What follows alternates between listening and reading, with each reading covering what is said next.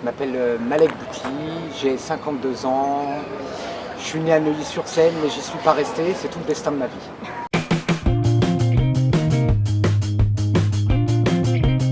Alors pourquoi t'es pas resté à Neuilly?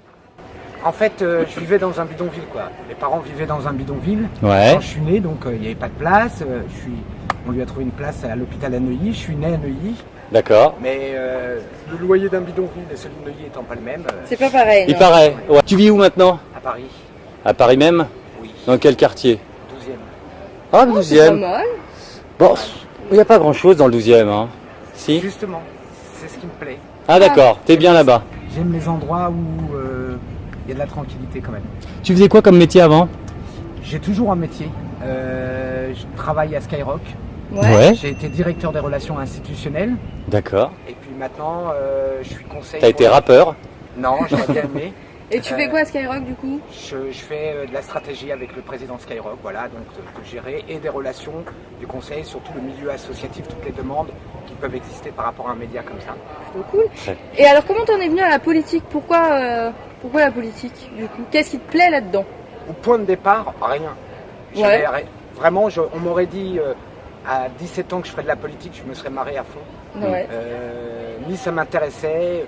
J'aimais la politique comme quand on est jeune, c'est-à-dire les grands débats, les grandes idées, les grands personnages, j'ai toujours aimé. T'aimais bien qui comme personne? Bah moi, vu mes origines, j'aimais bien Arafat, Ouais. parce qu'il était le leader des Palestiniens, etc. Et en France? J'aimais bien Mitterrand. Ouais. Je trouvais que le gars avait quelque chose, par rapport à ma génération. T'as voté pour lui en 81? Non, j'avais pas l'âge. T'es trop jeune? Ouais. Bah oui. Et j'ai eu l'occasion de voter pour lui en 88. Ouais.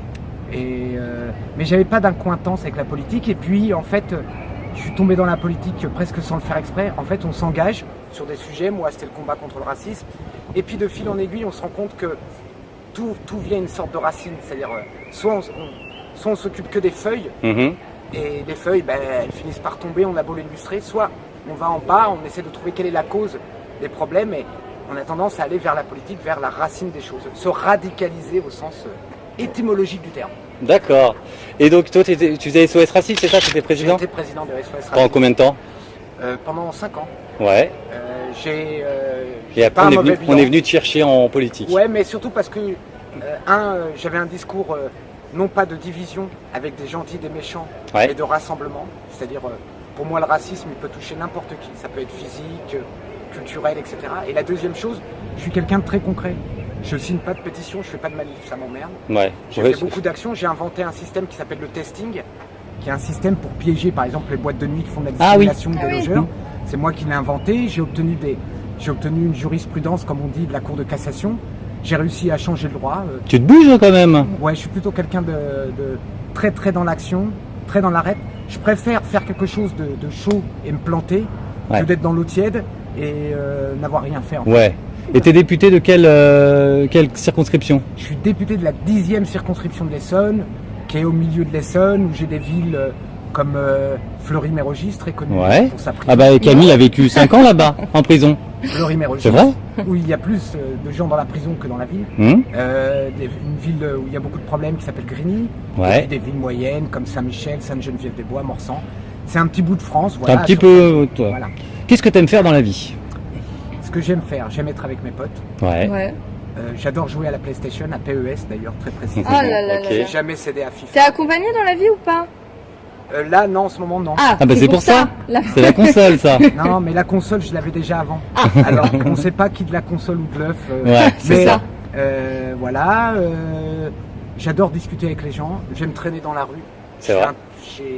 J'ai grandi dans la rue, j'aime la rue. Voilà, je vais jamais à l'opéra. J'ai rarement été au théâtre. Je vais même plus au cinéma parce que j'aime mater à la télé. Si on peut faire des Ouais, choses mais tu stupides. regardes des films d'aliens, du coup. Ouais, des films de j'adore la science-fiction. Ouais. C'est quoi ton film culte?